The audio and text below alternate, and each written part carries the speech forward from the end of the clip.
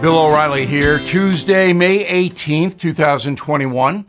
You are listening to the O'Reilly Update. Here's what's happening across our nation.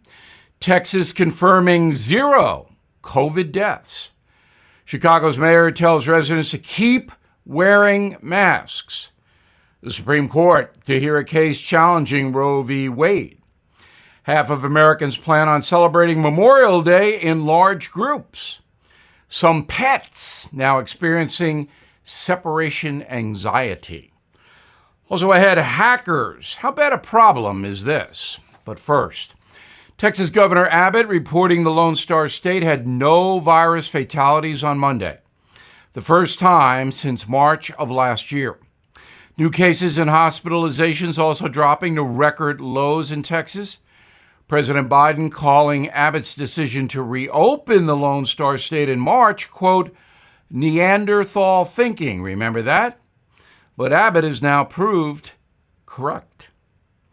Chicago Mayor Lightfoot rejecting new guidelines from the CDC, saying everyone, including vaccinated people, should continue wearing face masks both indoors and outdoors. The far-left Democrat is also maintaining social distancing, despite new cases of COVID dropping 92% since January in Chicago. The Supreme Court agreeing to hear arguments in a case from Mississippi that could establish limits on abortion, the first major challenge to Roe v. Wade in recent times.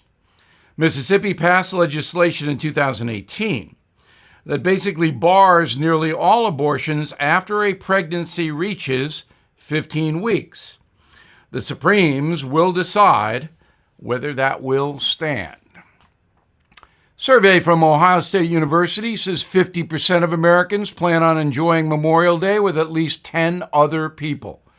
2/3 will not require guests to wear masks.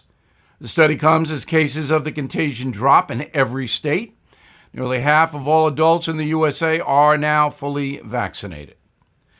The country's veterinarians warning pet owners that some animals will likely face separation anxiety as millions of workers head back to the office. After 15 months of constant contact, many pets have adapted to 24-hour companionship. So experts say owners should gradually ease the pets into a new environment. In a moment, hackers. What should happen to them? Right back. My trusted technology research executive, Jeff Brown, has a must-see video out right now called The Great Reset. This reset has been in the works since 2015.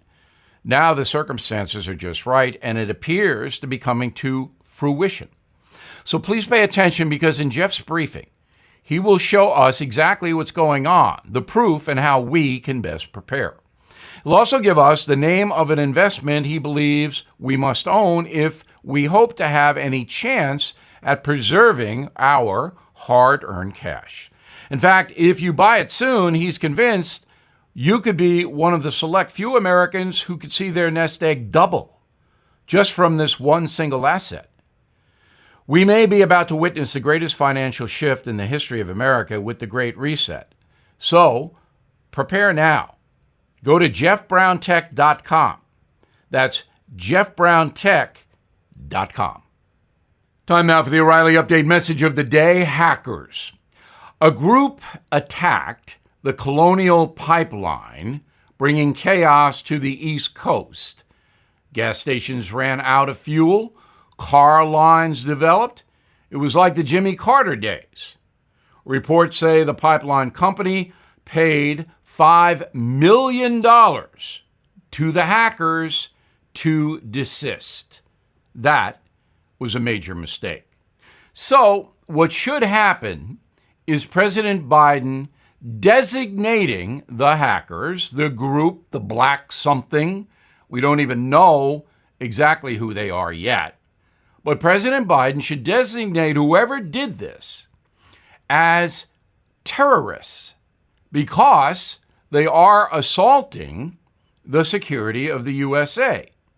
Now, all presidents have the power to do that under the Use of Military Force Against Terrorists Act. I bet you've never heard of that. I'll say it again. The Use of Military Force Against Terrorists Act, or the acronym AUMF. President Obama updated that authorization on February 11, 2015, and later in 2016. Mr. Obama expanded AUMF to include ISIS and other foreign groups that are trying to hurt the USA. Now, once again, that has not been widely reported. But a president has the power, with a pen and paper, as Mr. Obama might say, to write down the name of a terror group and say the USA is going to attack it. So, terror groups overseas, and this is where the Colonial Pipeline Group is, can be destroyed with U.S. drones and special forces.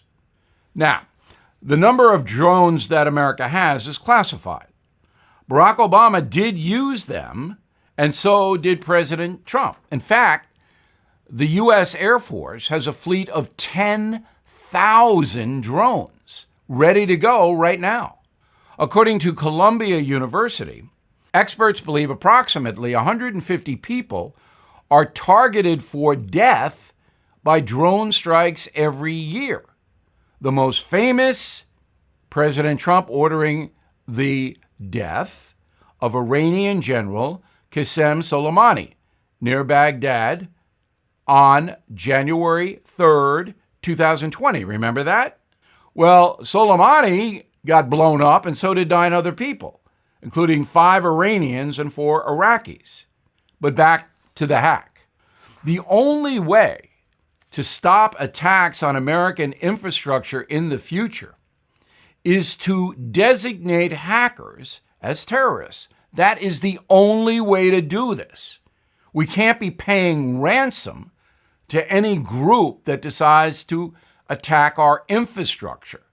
And believe me, this is going to become a major problem. Now, it will take courage for a president to do that. But remember, Barack Obama and Donald Trump both did it very quietly, and they were effective in stopping Iranian terrorism and ISIS. So that's what should happen to the hacks. I'm Bill O'Reilly. I approve that message by writing it. In a moment, something you might not know.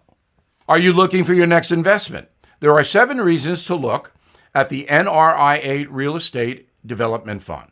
Monthly cash flow payouts of 10% annualized. Bonuses to 21% targeted. They strategically locate in lower risk, high demand areas people want to move to. New construction is short on supply. Real estate affords diversification and safety from stock market risk. Their short and long-term strategy provides for steady returns right now. NRIA is an industry leader with a 15-year proven track record. So, if you've been sitting on the sidelines or want to diversify, start your due diligence at nria.net. Or you can call 800-800-1414. That's easy. 800-800-1414. An offer of securities is only made by the NRIA Private Placement Memorandum. Read it first. Past performance does not guarantee future results. NRIA is a real estate development firm. Learn more at nria.net. Now, the O'Reilly Update brings you something you might not know. American cuisine, famous for a number of dishes, hamburgers, apple pie, fried chicken. But one tradition has dominated us for more than 3 centuries: barbecue. The first mention of the cookout dates back to, ready? 1672. Even George Washington mentioned barbecue in his personal diary in 1769. Researchers say the technique of slowly heating meat over a wood flame was first used by indigenous tribes. Christopher Columbus and his crew noticed the technique, calling it barbacoa. Now, there are 4 distinctive styles of barbecue in the USA: Carolina, Kansas City, Memphis, and Texas. each with its own characteristics. Folks in KC like the sauce. In Tennessee, it's about the ribs. Today, barbecue means big business. $2 billion of cooking equipment sold each year, including smokers, grills, and fire pits. There are now more than 1,500 barbecue restaurants in California alone. That number doubles in Texas. When I lived in Dallas, I used to go to a place called Sonny Bryan's. If you are in a supermarket, you also have a wide variety of choices when it comes to sauce. There are 5,000 different companies serving barbecue sauce. Top-selling brand in the USA, 7th straight year, Sweet Baby Ray's. According to Eater.com, the most popular dishes this summer will be ribs, pork, and shoulder. Number 1 goes to beef brisket. And here's something else you might not know. COVID having an impact on how we cook. Despite high vaccination rates, many Americans still don't want to travel and will spend time in the backyard. That's perfect for a family cookout. If you're looking to make a traditional Texas beef brisket, however, clear your calendar. The entire process from smoking to carving takes 16 hours and requires 25 pounds of wood. Back after this. How bad is your back, knee, or neck pain? Mine was pretty bad. I played 4 sports when I was younger, and it's catching up with me now. I tried a lot of stuff to manage the pain. Ointments, pain relievers, fish oil, nothing worked. So a doctor friend of mine recommended Omega XL, and here's why. The underlying cause of painful, achy joints and muscles is inflammation. The key to knock down inflammation before it causes damage is backed by 35 years of research, and that's what Omega XL does. The doctor also says, quote, I can't write any prescription that comes close to what Omega XL accomplishes. She was right. So if you're suffering with painful, achy joints and muscles, stop wasting money and switch to Omega XL. Order Omega XL now and get a second bottle free. Visit OmegaXL.com/Bill, OmegaXL.com/Bill, or you can call 800-844-4888, 800-844-4888. Thank you for listening to the O'Reilly Update. I am Bill O'Reilly. No spin, just facts, and always looking out for you.